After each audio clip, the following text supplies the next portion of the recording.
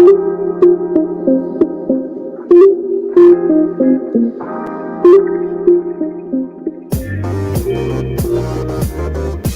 to the Wolverine Digest podcast, the best spot for objective and authentic coverage of Michigan athletics. If you want open dialogue, honest opinions, and in-depth coverage of the maize and blue, this is the podcast for you.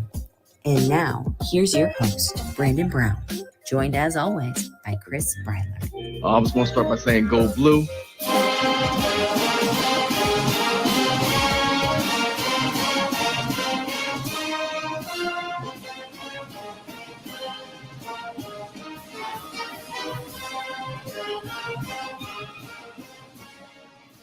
Well, happy Friday, everybody. Yes, this is an hour early. We decided to move just to completely clear the Pac-12 game by a lot. Now, if we probably still would have been okay had we gone at 7. I think kickoff is like 8:17 or something like that. I don't know. Something like that. Yeah, but you know what? We've got we're going to try to squeeze a little family time in tonight. We haven't been able to do that here in a while. Maybe going to throw on a little Christmas movie marathon and try to work that in conjunction with the Pac-12 championship game. But man, I'm very, very excited for this weekend's lineup of football. I know we're going to be busy on Saturday with the Michigan game. Yeah, I saw somebody ask. Yes, we're leaving tomorrow, heading down to Indy. But just so much good football on this weekend, and it's always the case this time of year, but particularly this weekend. And Brandon and I were talking about it before we went live. It just really feels like there is so much on the line this weekend with these conference championship games, depending on how things go. And that's probably where we're going to start off tonight, right? Start off the show with that, talk a little bit about that, what we've got on deck, what some of these games, could possibly lead to. It's funny how often we do this. We jump on the pot. We jump on here 5-10 minutes early, sometimes less, sometimes more, and we start just shooting the shit. And then before we know it, we both kind of stop. Like, just stop. This is the show. Like we do it like every week. 10 minutes. When you're live and unscripted, if you go 10 or 15 minutes off camera, just shoot. It's like this. We should do this for the show. This should be the show. And we've had talks about that going way back to when we first started, how we wanted to feel more natural. And that's exactly what we were doing. Chris jumped on a few minutes early. I was sitting here and I'm like, and he's like, dude, these games tonight and this weekend. And I'm like, yeah, that's probably where we'll start. And that's why I think where a lot of people are interested. I mean, dude, I think you said it on Wednesday, Chris. How amazing is it that, like, it's a foregone conclusion that Michigan's going to roll and is in? Like, nobody's even talking about the Michigan-Iowa matchup. Everybody's talking about all of the other ones. Obviously, tonight, Oregon-Washington. Obviously, on Saturday, Alabama, Georgia, Florida State, Louisville, Florida State, obviously dealing with some quarterback issues. Jordan Travis already out, and now their second stringer may be out. So they might be down to their third-string quarterback for the ACC championship game. And then even Texas, Oklahoma State has got a little bit of intrigue in it because of where they're positioned currently and just all the other things. So like Michigan is sitting there and has to play a game, but it feels like they're already in, just kind of waiting to see how things shake out. And I think that's how most people feel. And then that's a weird place to be though, because if are you worried that we're not giving Iowa due respect? I mean, it's a 10-2 team. Obviously they don't win the conventional way, but you could say that about Michigan. Michigan doesn't necessarily, it's not the most sexy brand of football that's out there, but they get the job done. And that's kind of the way Iowa's built. Iowa to me is like a very, very watered down version of what Michigan is. Not quite as potent, not nearly as much depth, as much talent, but if you look at the way they go about their business, it's kind of similar, Yeah, I guess, but dude, I don't know if this is true. I heard it on ESPN just a little bit ago on one of their betting shows. I think it's like Stanford Steve is on there and Desmond was on there and some other people talking about different prop bets and lines. If this is incorrect, somebody please go ahead and check me. But they said on there that Iowa's point total by themselves is 6.5 points over under. Okay. Is that possible? I know the over under total is 34.5. Yeah. That's so low. And most people think Michigan's going to clear that by themselves. But Iowa couldn't score 30 points if it meant the life or death of their program. Yeah. Like they cannot score. And I think Michigan's going to be able to score. I mean, like, dude, Penn State beat Iowa 31-0.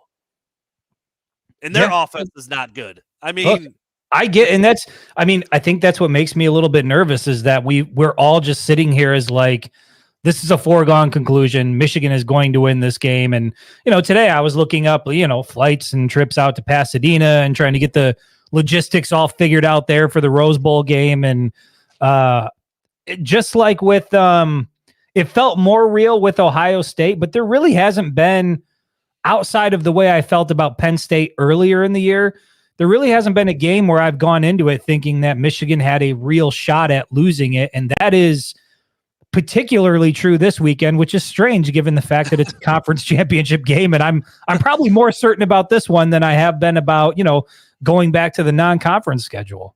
Yeah, I just put up the predictions article a little bit ago with my score, your score, Trent's score. We'll close the show with that. I just put that up a little bit ago, and I started off the article, like the introduction paragraph, exactly that way. Well, another conference game and another massive spread for Michigan. It just so happens that this one's in the Big Ten title game. Like you just don't expect that.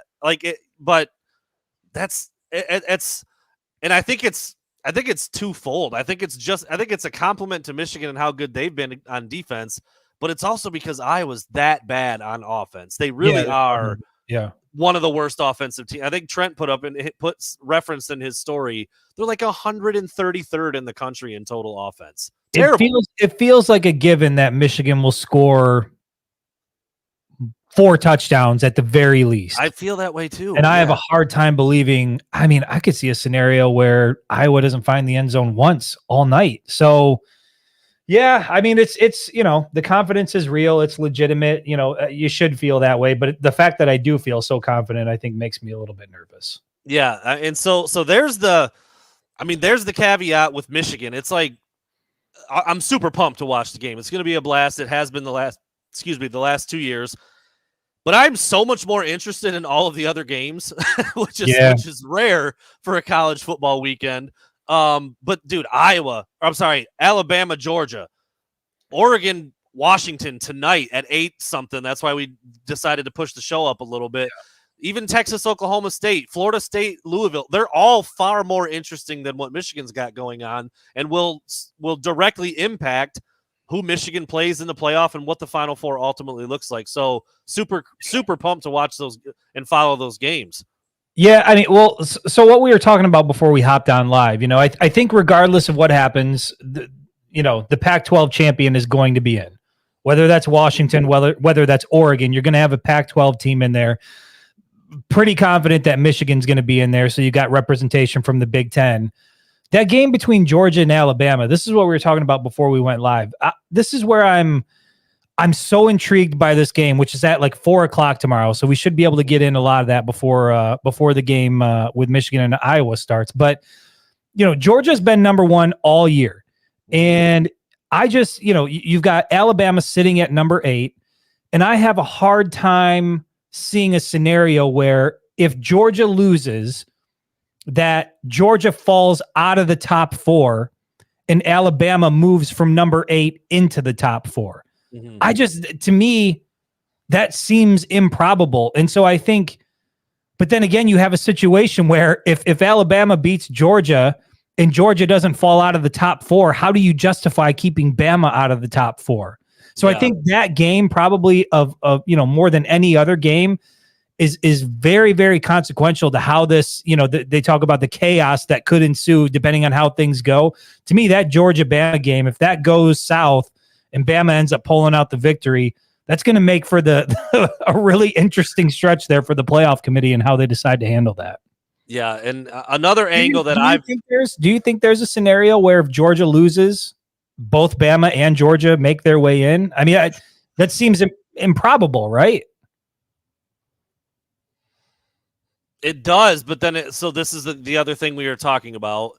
It does seem improbable, but then you get to the age-old debate and discussion of are you looking for the 4 best teams that's going to create the best competition on the field, or are you trying to find some mix of teams that are like dude, if Florida State wins and they're 13-0, I know it sucks that they don't have how can they not be rewarded for that kind of season? But like I feel like out of anybody, Florida State, even with a win, they're at risk here, depending on how the rest of this plays out, because I don't think it's a given that an undefeated Florida State makes the college football playoff. I think the committee could sit in a room and talk about a Bama team that just beat number 1 Georgia and how good they've been throughout the year. And you could look at Florida State and say, hey, they're down some weapons here. I don't think they're one of the 4 best teams in the country. Like, that would be just if you're a Florida State, Danny Cannell would lose his shit on Twitter. That would almost be worth it to me. Worth it. Yeah. Then you'd have Bama at 12-1, SEC champs, just beat the wire to wire number 1 team. I know Ohio State was in there for a little bit, whatever. Yeah. Beat Georgia, who hasn't lost in forever. And their only loss would have been a week 2 loss to Texas, who's now like number 5 and won the Big 12. Like, if you want to do the resume thing, like their resume is freaking awesome at that point. And so, but it's going to be incredible how this all shakes out. And one angle I keep thinking about is that I don't think it matters unless Michigan loses. That's the only caveat, which everybody has pretty much put that as like nobody's even giving that a chance to happen. But unless Michigan loses would be the only way this wouldn't be true. I don't think there's any way that, however, any combination of any wins or losses between any of the other games, you can come up with. There's going to be 4 teams that are better suited, deserving, and resume-wise better than Ohio State. So my point is, unless Michigan loses, I don't think there is any way that Ohio State can get in the playoffs. Like 0% chance. Because any way you slice any of the other wins or losses, there's no way Ohio State deserves it more than those teams. I feel like even if Michigan loses, there's a good shot that Ohio State still doesn't go, depending on how the rest of these games play out. But certainly if Michigan wins, that would be there's no scenario at this point where you're going to see a repeat of what you saw last year where the Buckeyes back their way in. I just think it's going to be really interesting that, if Georgia wins, if Washington wins, if Michigan wins, if Florida State wins, then we're good. I don't think there's really any conversation. Right. There would be no justification to move anybody out of where they are currently. But if that Georgia Bama game, Oregon Washington, I think both of us, we haven't really talked about it, but I'm feeling Ducks tonight. Like I feel like Oregon is arguably one of the best teams in the country, certainly a top 4 team. I think that they're going to get it done tonight, and pretty big favorites too for a really good matchup. It's 9.5. And the rankings, the final rankings come out Sunday at like noon or something like that. Yeah. So I mean, you're going to have a pretty quick turnaround to get to the final 4 teams. I just think this is what if you're in Michigan's spot, it's good because you feel pretty much damn guaranteed that you're going to be in. But if you're a team like Florida State, you're probably you're wishing that this was the 12-team playoff because you are at risk even if you win, which is a crazy place to be. I mean, one thing that every single team playing this weekend has on Ohio State is just that. They're playing this weekend. Yeah. Like that's got to be worth something. I know if Georgia loses and they tend to fall a little bit, or I mean, even Florida State, like even if they lose and they start to fall back a little bit, they at least made it to their conference championship game and they won a game or 2 without their starting quarterback. I mean, didn't matter last year. I know that, and that's the part that I keep coming. I think it's a little different this year. There's more teams deserving than there was last year, and there's more scenarios this year where like, dude, there's no way you can put Ohio State in over that team. Like that wasn't exactly the case last year.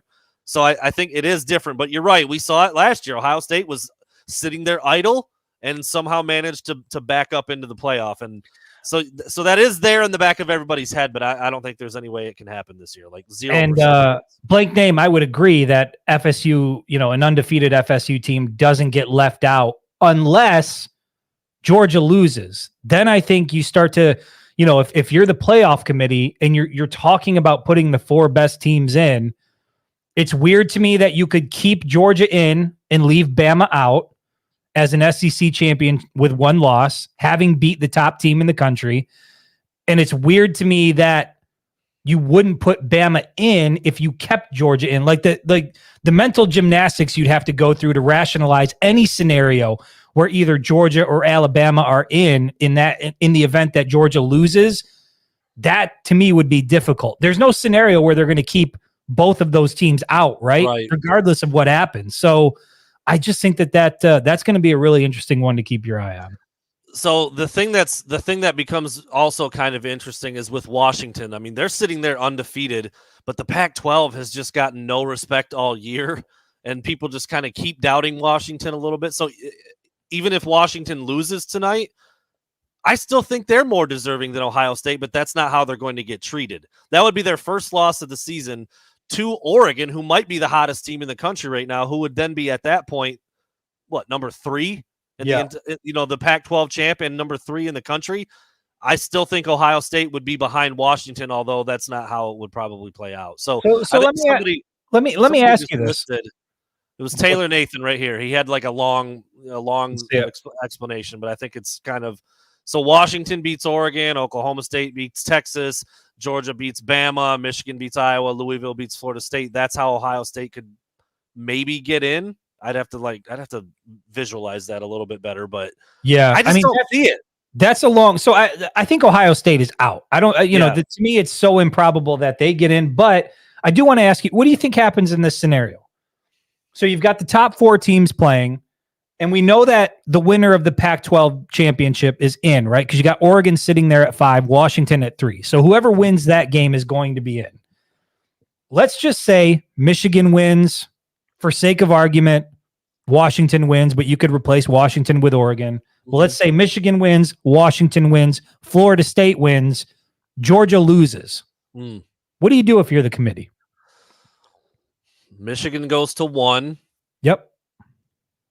Washington goes to 2. Washington goes to 2. Florida State goes to 3. Florida State goes to 3. And who goes to 4? What do you do there? Like, how do you justify putting Georgia at number 4 after Alabama just beat them and won the SEC championship and has, a better record, essentially? And how do you justify bumping Alabama all the way up from 8 to 4 and supplanting Georgia, who was riding number 1 all year long and didn't lose until the final game? Right. Man. That's the one that's going to be, that's going to, and then you're looking at unlikely. And then you're looking at Florida State, and you're starting to think, okay, would a 4-team playoff be better with a Michigan, Washington / Oregon, Georgia, Bama, or I was going to say Florida State might really be pissed off if that happens. Yeah, that's what I mean. I mean, it seems to me like it would be very easy to be like, look, Florida State, you're out. ACC trash. You don't have your starting quarterback. Like, you're gone. You've got Texas sitting there who beat Bama earlier in the year in Tuscaloosa with 1 loss in the conference championship. See, I think where Texas is screwed is it's Big 12. It's correct. Yeah. And I mean, if Georgia wins, then a lot of this, then a lot of this. They lost to Oklahoma, right? Texas.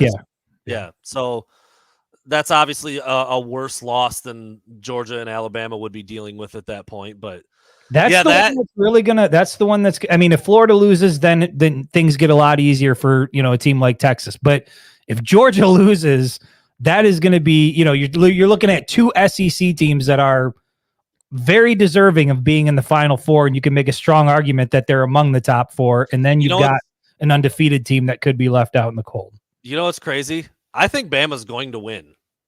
I think they're playing scary football right now, and Saban's going to be like, enough of this shit. And I don't losing to Kirby again. I think Georgia's really, really good, but I don't think they're as good as they've been in the last 2 years. I think they are beatable, and I think when you put those 2 things together, certainly realistic that Alabama could beat them. And if that happens, I'm telling you, man, if you're the committee and your goal is we have to get the 4 best teams in, and me as a fan, I'm thinking, okay, what are the 4 best teams in the country? I'm thinking Georgia, Bama, Oregon / Washington, and Michigan. To me, Florida State's out.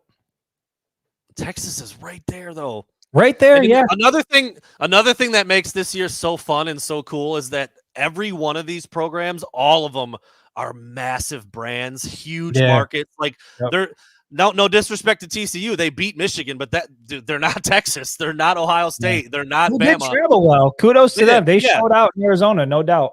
But the argument sometimes is like, well, the committee's certainly going to put this brand in over the other. They're all brands. They're all massive brands in their own right.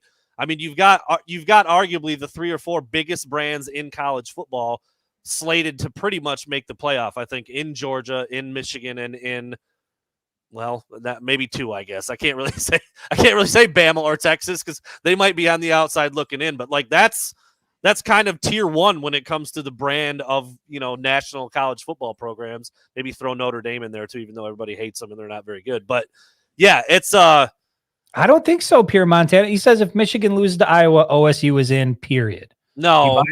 Other stuff would have to happen, but if Michigan loses, their chances certainly go up. Yeah, there's no doubt. There's no doubt. But yeah, I mean, Ohio State needs more help than just Michigan to lose. They would need some other top teams to go out as well. I mean, and I think looking at the eye test, do you think Ohio State is one of the 4 best teams in the country? I don't. No, regardless not 4. Of what happens right there. They're about where they belong. They're number 6. Right. I'd give them number that. 6, yeah.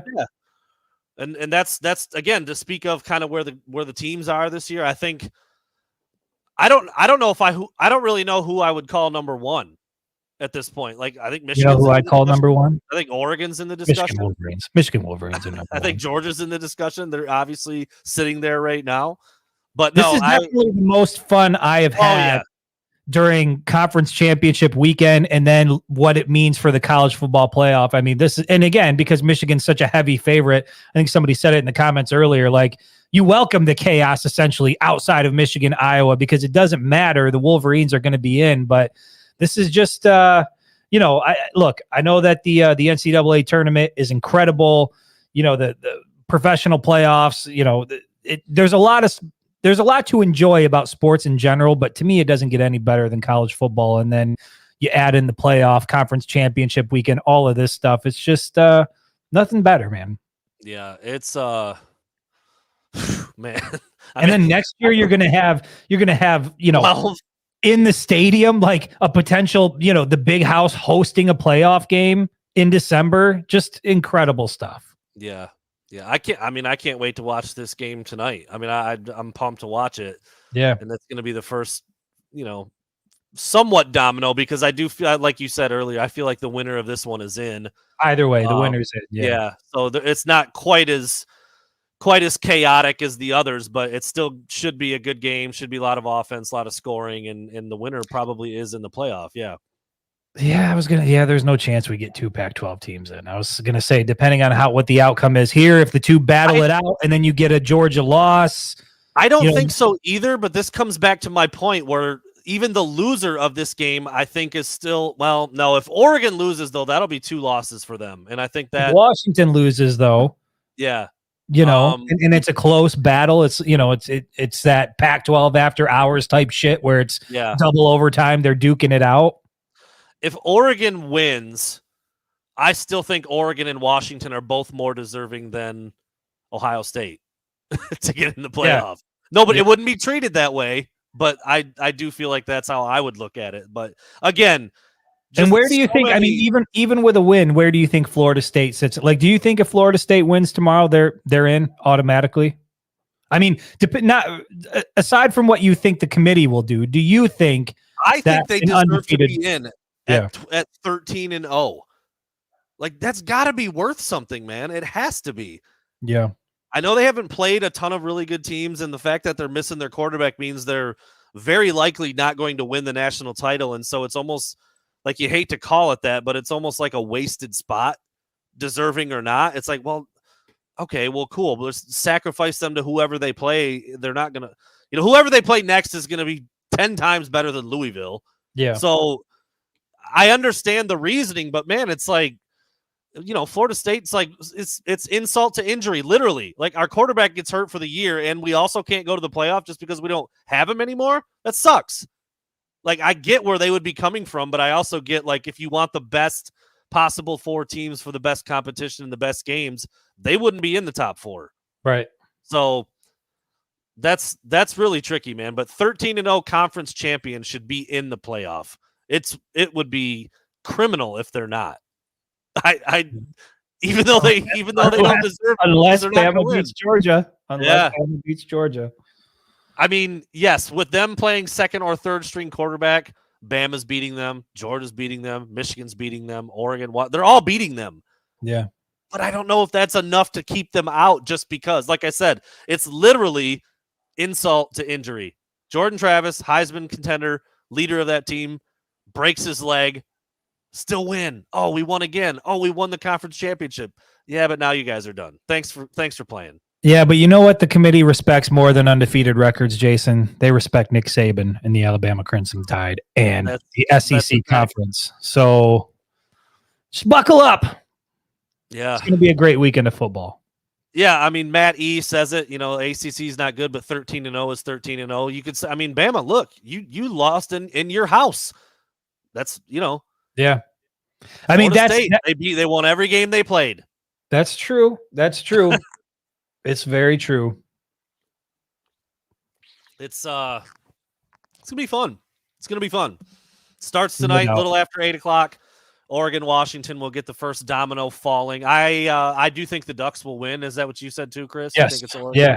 Yeah. I mean, we talked about this, I think on Wednesday. Oregon's actually the team, if you meet them in the national championship, fine. You know what I mean? Like you expect whoever you face there is going to be, whoever you face in the semifinal is going to be legit. But I would rather not play Oregon in the semifinal. I would rather have that be a national championship. Oregon's one of those games where you're like, yeah, but they haven't seen a defense like Michigan. And they go out there and then Oregon's just fast as shit. And you're like, whoa, guess we haven't seen an offense like that either. It's like, it kind of goes both ways. Get off to a quick, 14-0. It looks to me, it looks a lot like what you saw against TCU last year. Yeah, that's fair. Very different style of offense, different style of defense, even because they have to defend things differently in their conference. So it's something you don't see on both sides of the ball. So yeah, it's going to be interesting to watch. I'm sure Harbaugh and his crew are watching intently tonight with two potential. Those could be two teams they end up playing at the end of the month and early next month. So yeah, it's man, what a time of the year. I do think about how it blows that like. There's a lot of great football this weekend. Then we're gonna miss it for like a month. It's so long. Yeah, but Michigan gets back out there. There's bowl games in between. But. Yeah, the anticipation though of knowing you're in the playoff and you get to sit back and watch bowl season play out, and and it's nice. I think the season is such a grind from travel to like all the the articles that need to be written, the photography work, all the stuff that happens. Like it's nice to get a little breather before.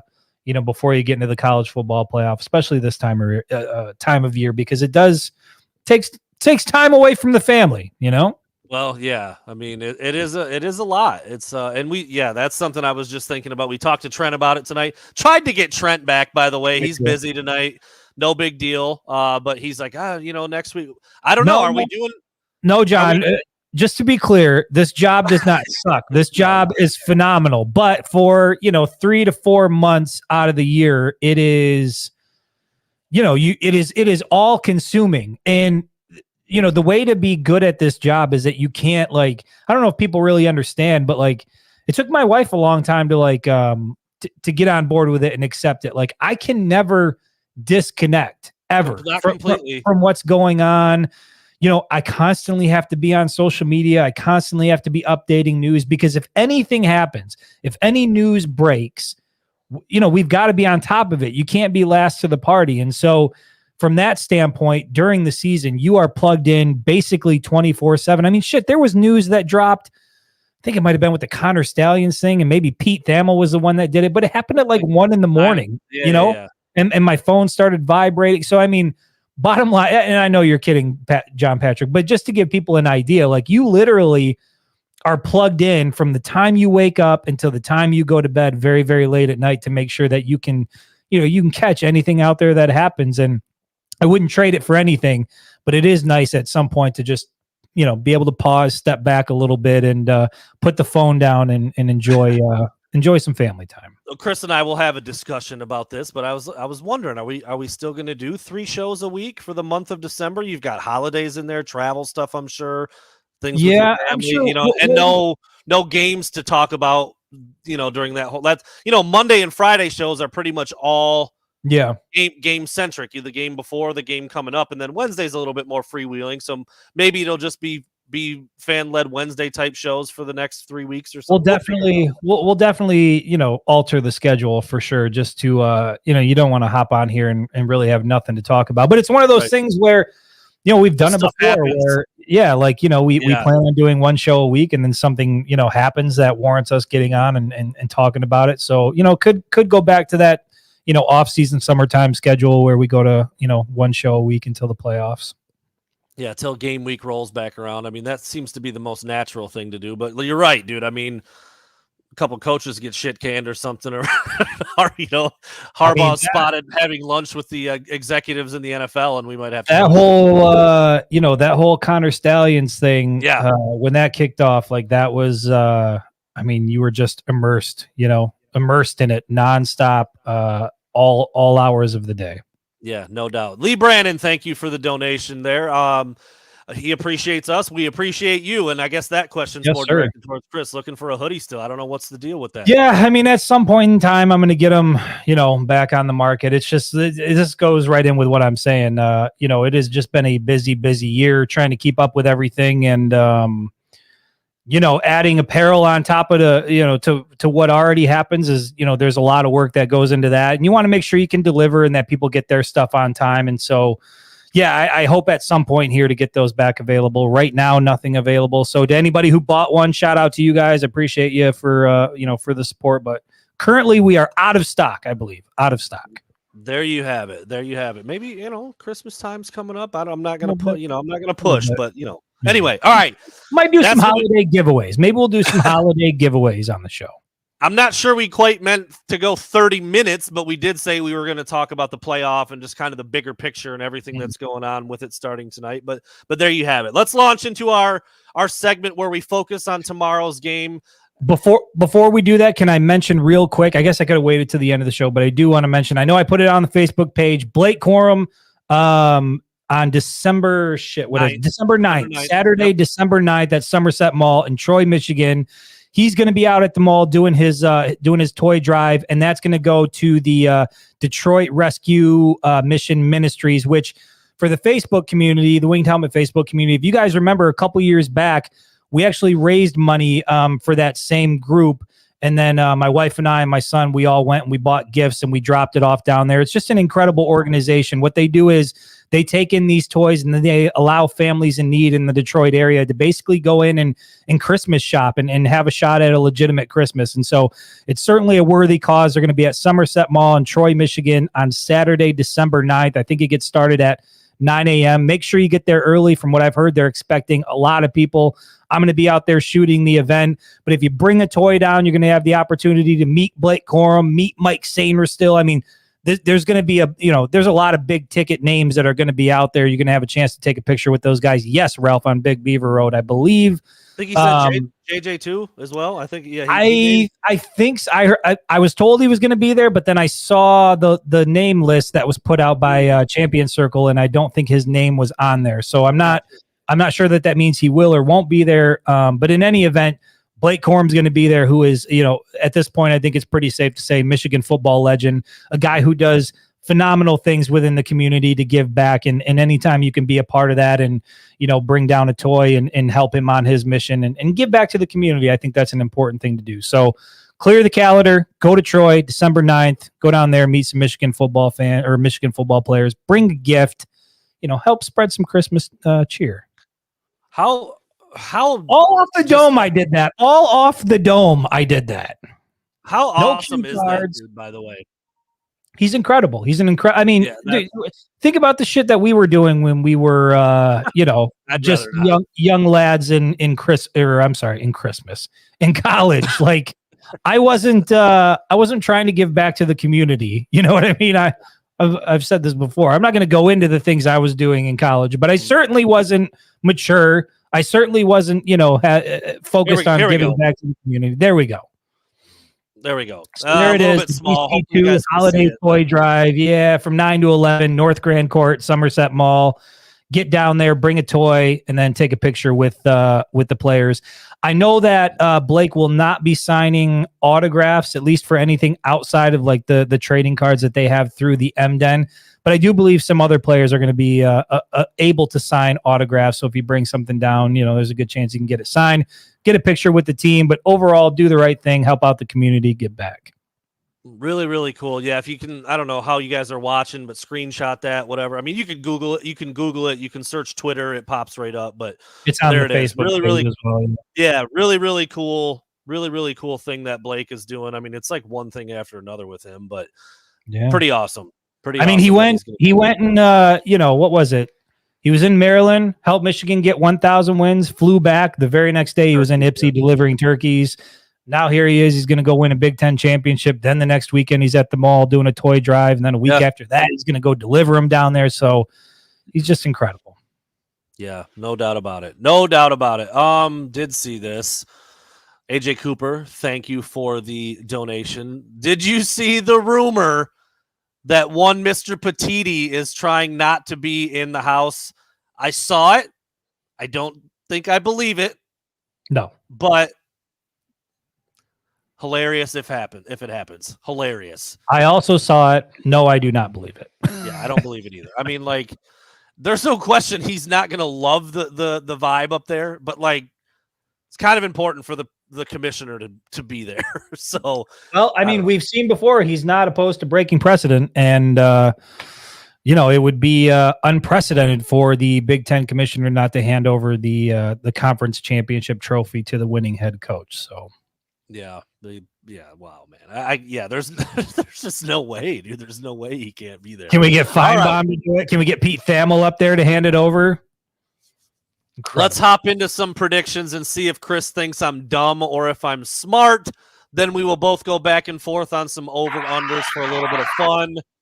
And then we will close with our actual score predictions. So here we go. Number one. So bad, Chris Reynolds, by the way.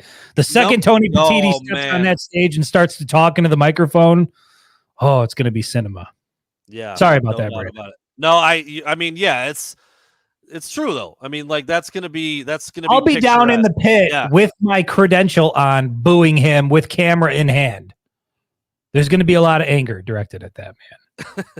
And then if I see Cord Guy, just know I've been thinking about it in the days leading up. Cord Guy, I hope you're ready tomorrow night. I hope you're ready, Cord Guy, because I've been ready for a year. Fox.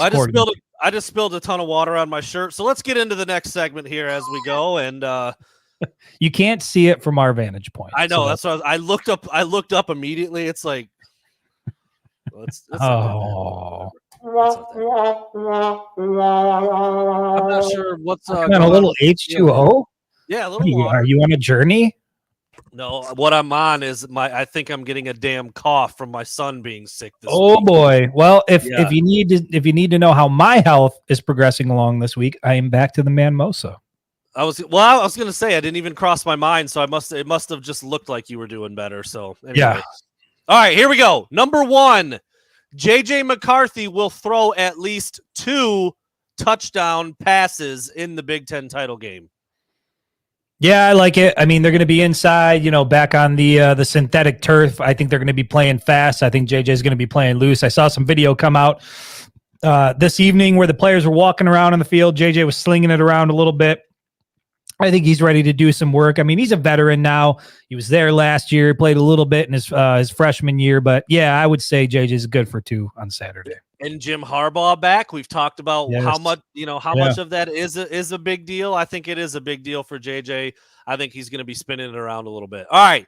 I didn't specify here run or pass, or run or catch, I should say. But I think both Donovan Edwards, who hasn't done it a lot this year, and of course Blake Corum, both find pay dirt tomorrow against the Hawkeyes. Dono and Blake both score a touchdown catching or rushing the ball. Let's see. We've got JJ at 2. Maybe one of those passes goes to Donovan Edwards. We've seen that before. I mean, it's really you want to say yes, really. I do want to say yes, but I feel like that's am I saying yes because I just because I want to see it happen or because I believe it will happen? And there's a distinction there. Mm-hmm. I want it to happen. I don't believe necessarily that it will happen. Ooh. So I will say dumb. I think Blake Corum, we've seen. I just put the article out tonight. Blake Corum is the only player in FBS this year to score in every single game.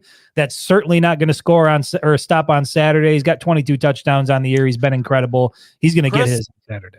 I believe completely that Blake Corum will score a touchdown on Saturday.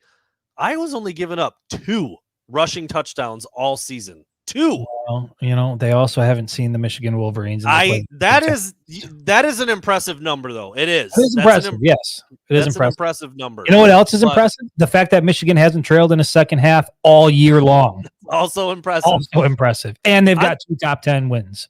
You gotta love when people just donate money just to compliment Look at us. that. How about that, Alan Rader? Compliment, Alan. Thank you. Thank you. We enjoy the show most of the time.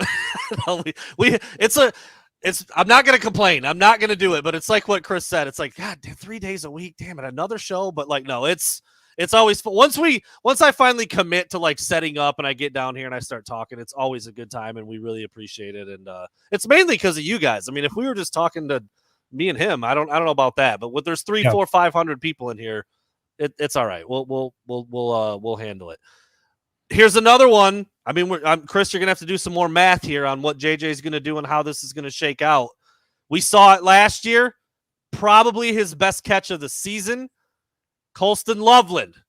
Another touchdown in another Big Ten championship game. He went up between 2 defenders against Purdue last year, fell into the end zone on his back.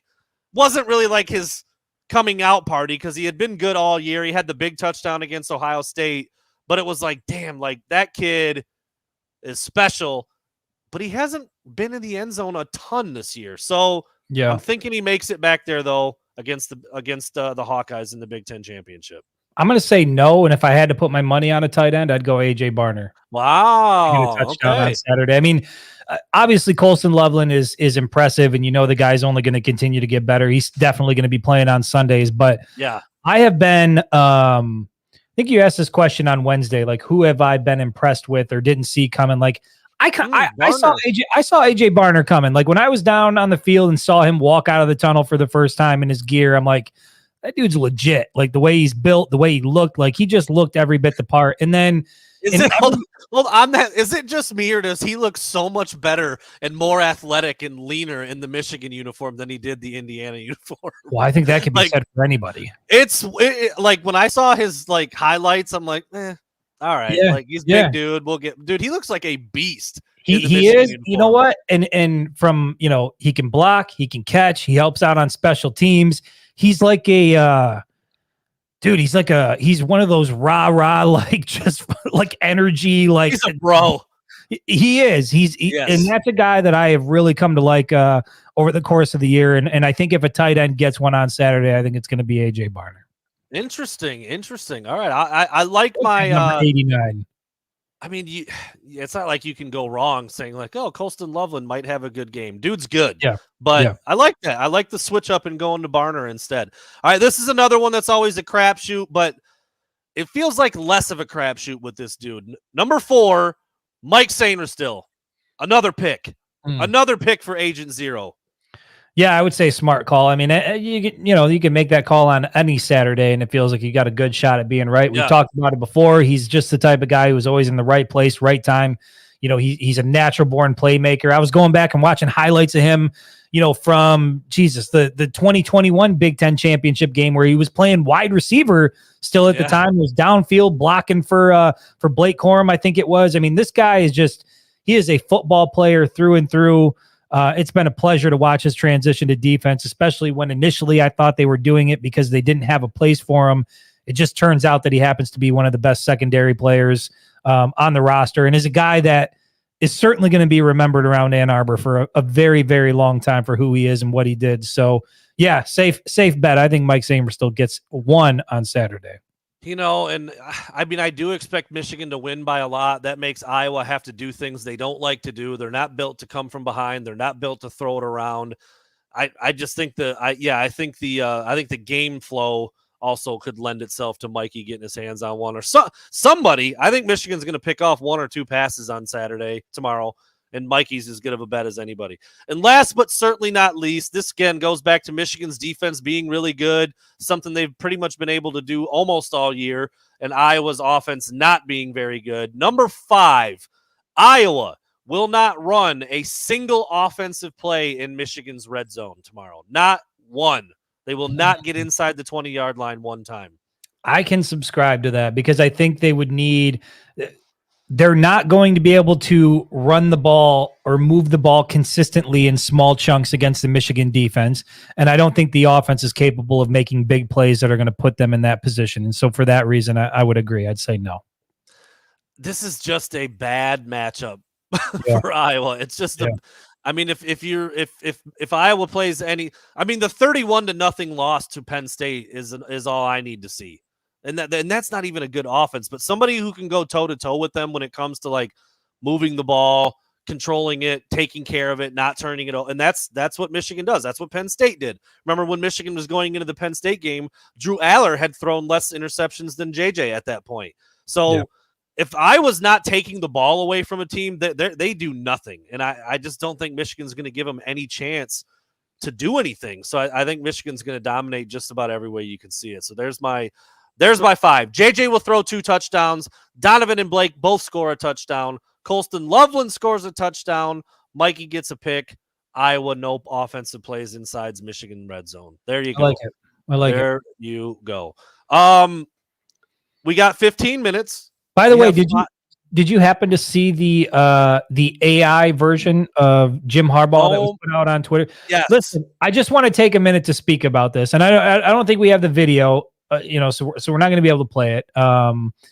Maybe I'm not going to put it on social. I'm not going to put it on social because I think, look, when I watched it, I laughed. I thought it was funny. And just for people who don't know what we're talking about, somebody on Twitter put out this AI generated Jim Harbaugh talking at the podium about Iowa. You want me to find it? I could find it pretty easily. Yeah, I mean, if you could find it while I'm talking about it, are you going to put it on the actual show, or how are you going to do it? I can try. Yeah, we've had some connection issues with that before, but we'll see. So here I am, like I said before, scrolling, looking at content on social media, just trying to stay up to date, and I come across, Jim Harbaugh at a press conference who's talking about Iowa, and I was interested to, hear what he said. Did I miss something? What's this soundbite of? And somebody basically took a Jim Harbaugh press conference and did some sort of AI wizardry to it. And he's talking about the Iowa game, and he is just shitting on the Hawkeyes. I mean, talking about, I guess you could call it a Big Ten championship game. It's like bringing a butter knife to a lightsaber fight or something like that. And the thing that concerns me about it as I was watching it, like initially I laughed, and then I went right to, holy shit, this is absolutely terrifying. And probably not good for humanity. There were a lot of people in the quote tweets and the comments. Here we go. Do we have it? Yeah, let me get it. Let me get it set up the right way. Okay, here we go. I hope not. I hope the audio comes through too. I think it will.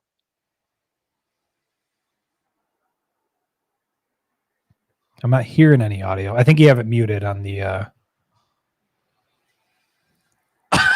Dude, it's so good. I want it to work. I think you had it muted in the window. Like you got to click the speaker down there. Let me try one more time. We got to play it just so that you all can see. You all can see how scary this is, and then we'll talk about it a little bit. I want that. There it is. Share.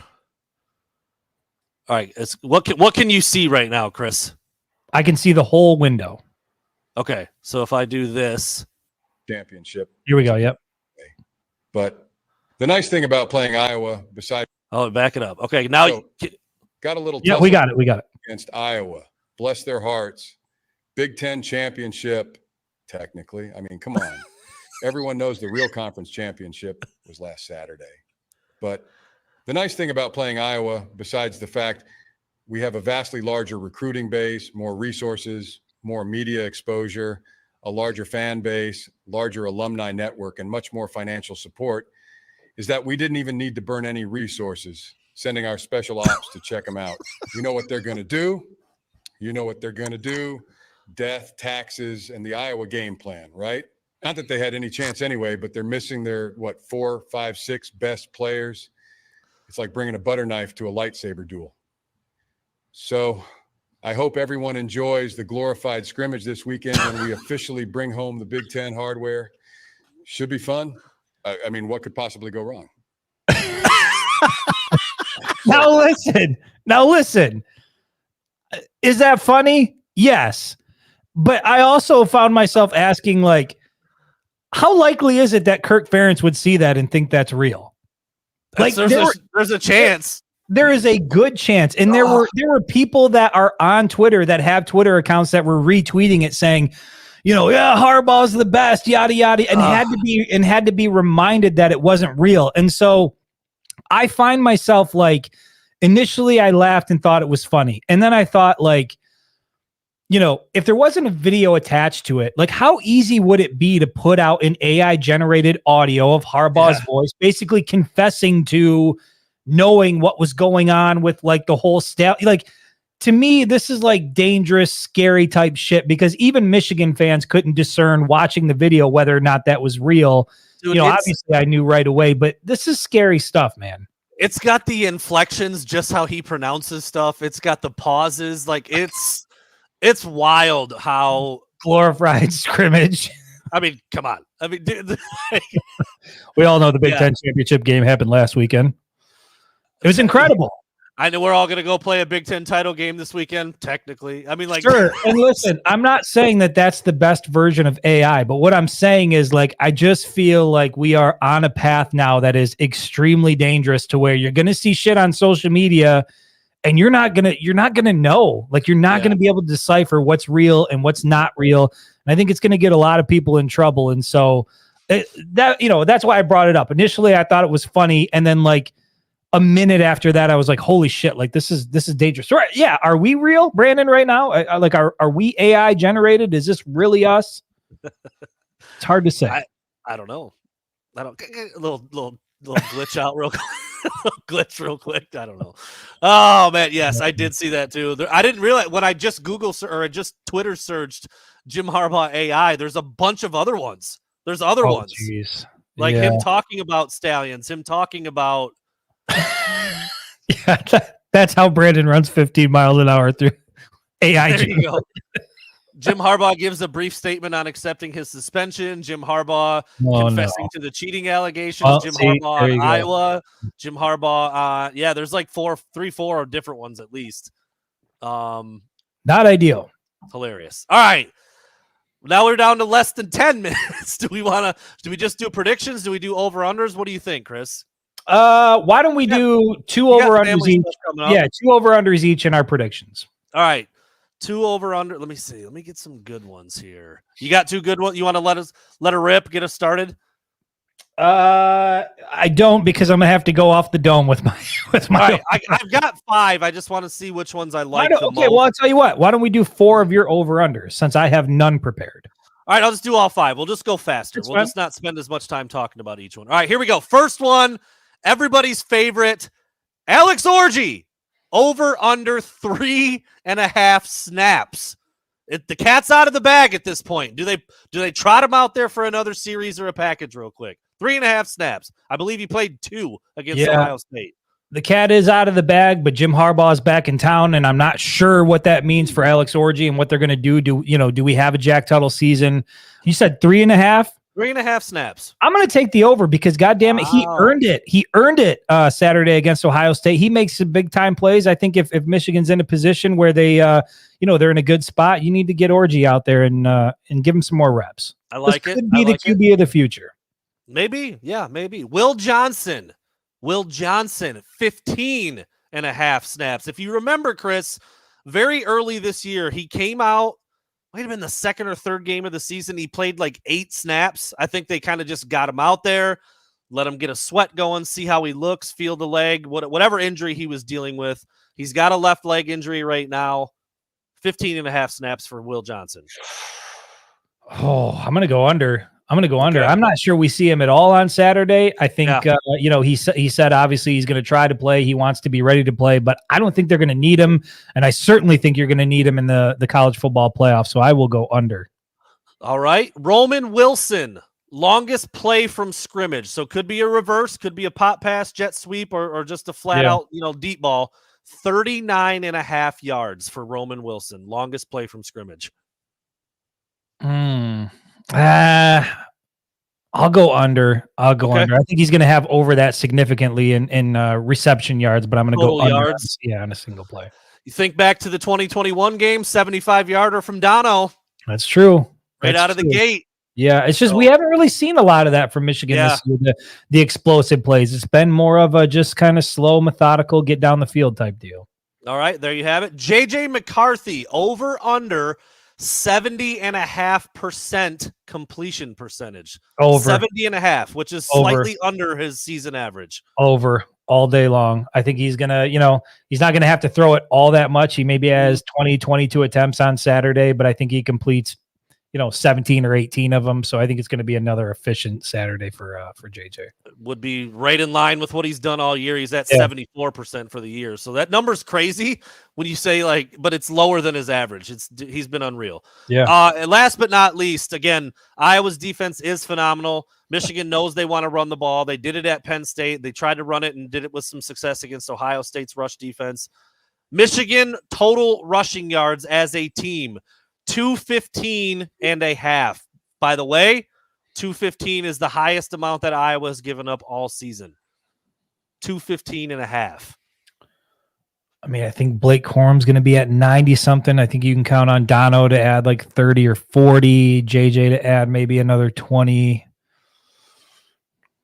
I'm going to go under. Okay. I'm going to go under. I'm going to take the under.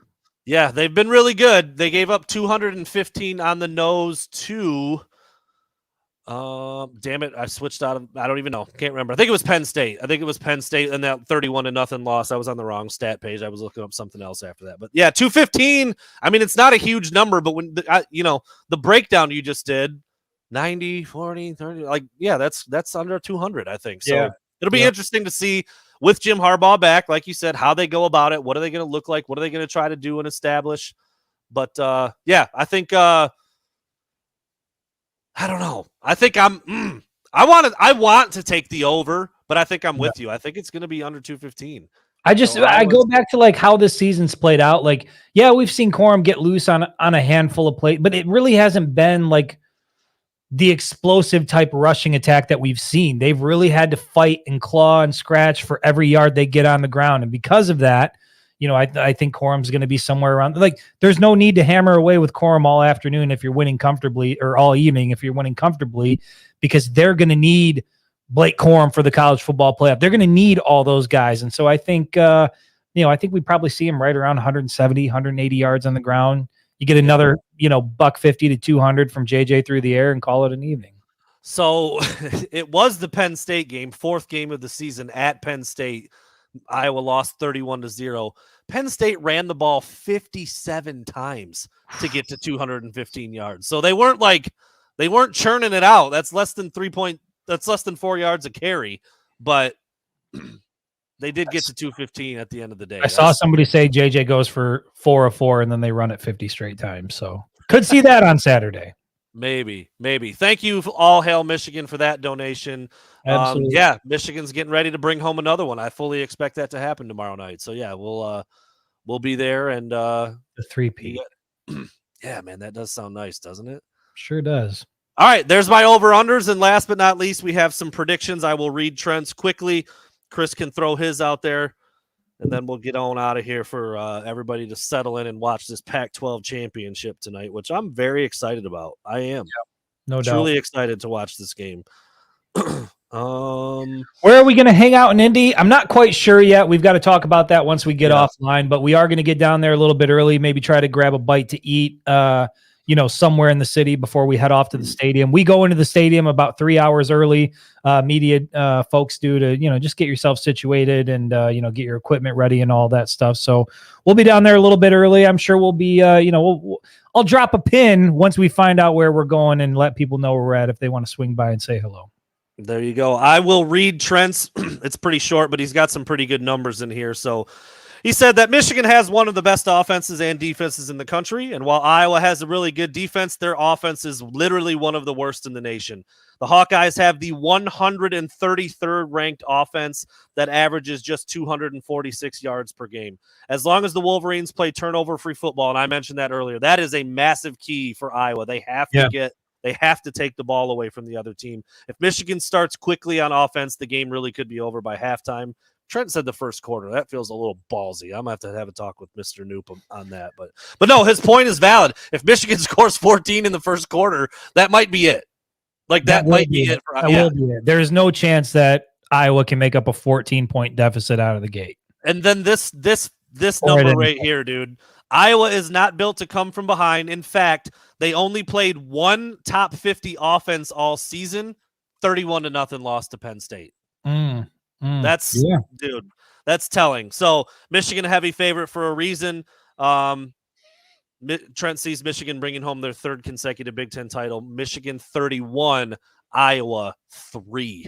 Ooh, 31-3. Would you like me to go first and you can finish this up, or what do you think? Yeah, go ahead. All right. Well, it's a lot of the stuff we've been talking about, a lot of the stuff Trent just said. I think it's a bad matchup for Iowa. I think Michigan's offense is far better than anyone they've seen, and their defense is just as good as their own. And so I just think everything Iowa tries to do is going to be thwarted. I think they're going to look bad. I don't think they're going to score any points, Chris. None. Wow. Okay. I think it's going to be a shutout in the Big Ten title game. Jim Harbaugh is back in action. Everybody is ready to roll. Michigan 42, Iowa Goose 42-0 Michigan. Nada, huh? That is did not see that coming. I didn't see a goose coming from you, but I feel the same way. Like I'm obviously not impressed with Iowa's offense, and I think that the Michigan defense is elite. They've proven it all year. I mean, they're the number one or number two scoring defense, number one or number two in total defense, right there with Penn State. And so I think when you couple that with the fact that Iowa's just not that good offensively, it's going to be thwarted. Just to spell it out, Adam. Thwarted. He's been waiting to use that one for a while. He was on dictionary.com. He's like, how can I really get this to hit home? Went with thwarted. Look, for me, it's the fact that Michigan has the best quarterback in the Big Ten. Michigan has the best running back in the Big Ten. Michigan has the best offensive line in the Big Ten. And I think Michigan's got the best defense in the Big Ten. I know Penn State would have something to say about that, but to me, we've talked about this before.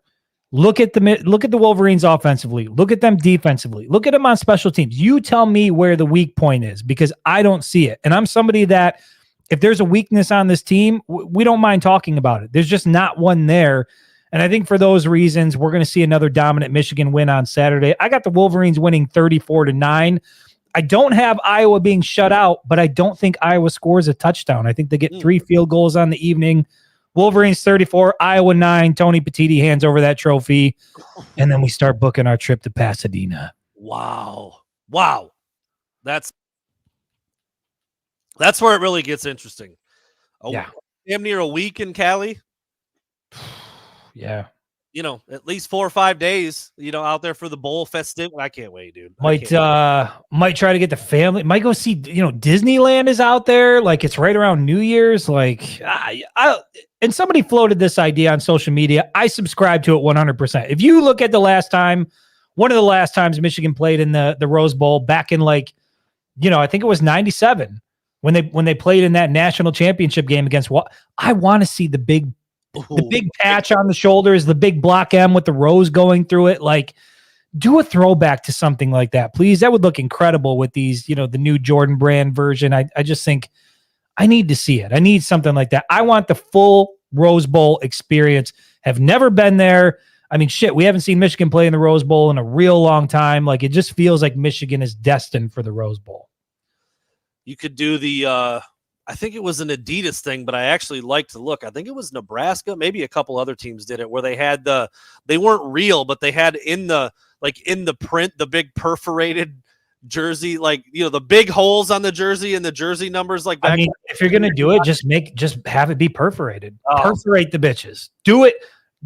Do a true legitimate throwback. Perforated bottoms with the big gaudy block M print on the shoulder pads. Like, that would be an incredible look for the Wolverines in Pasadena. I'm trying to find a picture of it, but it wouldn't. God damn these bots and their links in the comments. It is just The entire show. I've had to go in the comments. These people with these links to like go watch a game here, go watch a game there.